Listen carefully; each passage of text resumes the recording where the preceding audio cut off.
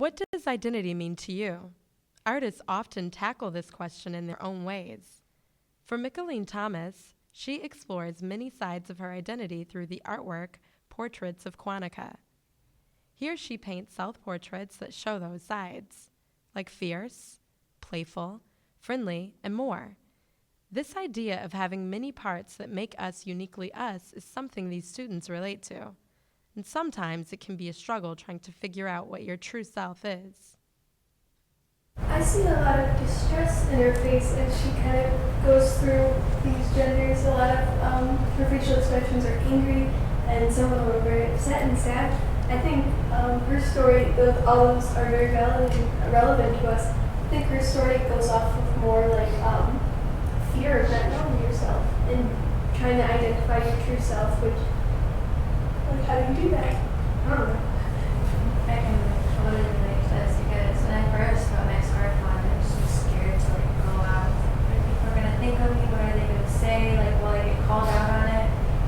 And like I stepped out, and like, of course, my family was like, "Oh, you look fine. You look beautiful." And like I just like started to like believe it. I was like, "No, this is okay. Like it's different." And like I just I had to like own it. And I guess that's like a lot of people need to start doing. You need to own it. You need to own who you are, and just be who you are, and not really care about what people say. Oh, well, along the lines of hair, I did something this winter that was like kind of like I've been debating it for a long time. Like I always noticed like it was very common like for African Americans, like basketball players especially, like to like shave really cool designs into their head and like stuff like that. And like I never really see like very many white people doing that. And I'm a pretty big fan of like hip hop, and like I like that culture. It's just interesting to me, and I enjoy it. So I was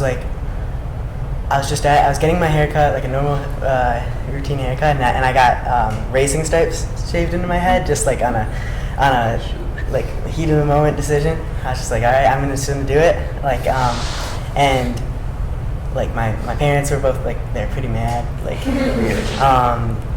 and like everybody's like, oh, why'd you do that? And I was like, well, I just really wanted to see how I would look with it, and like and like all the feedback, like at first everybody's really surprised and like asking me like why I did it, but then once people started to get used to it, like I started getting like a lot of compliments on it, and I felt like really cool with it, like and like overall, like its hair, it'll grow back, like if it really didn't look good and I didn't end up liking it, it would have grown back. But like that like little like thing just changed like so much about me, like how I felt, even like just for that period of time.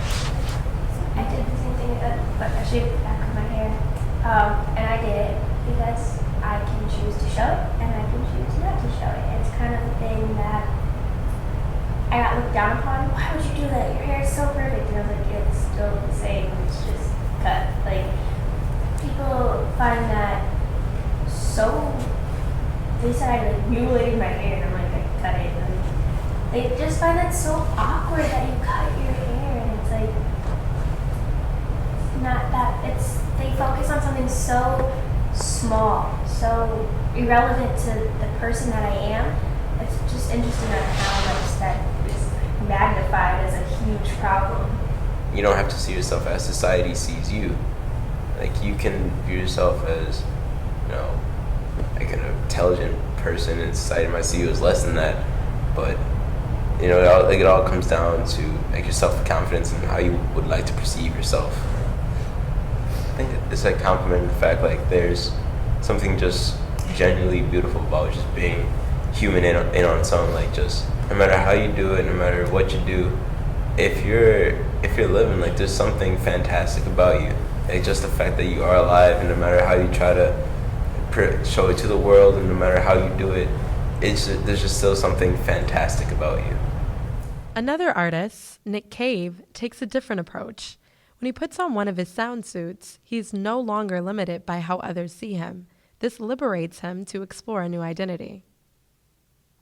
That piece in specific, like, I think it shows like the humanity in artwork, I think how it has all the floral designs and then cut, and then just the legs of just a human person, kind of shows just how we can have so many different themes or so many different views that each person can have like, individually. I feel like it just kind of says like that creativity has like no color, no gender, no social status. It's just expressing yourself. It kind of shows that like art without the colors. We label ourselves just to make it easier to identify ourselves in society, and it's something that we have to do because it's necessary to function fully, unfortunately, but without having to recognize your gender, your race, or where you stand economically. I think like the skin that we're born into and like our economic status is always like a barrier to who we are, and like when you have a soundsuit like this, like you can just really like take who you are on the inside and like put that on the outside without any kind of barrier at all. I know, especially for myself, I have many things just on the surface. Just looking at my parents and my grandparents, I have tons of different ethnicities and beliefs. So I usually check other to identify myself because a lot of testing that we take, you have to classify yourself, and it's usually check one that applies to you. And there's no really one way to classify anybody. No matter how 100% pure people say they are, you can probably go back 100 years and find different cultures. So, like you said, it's being broadcast as if you're different, it's weird or not okay, or you should be 100% something. These two artists have chosen to explore identity in very different ways. How do you see yourself?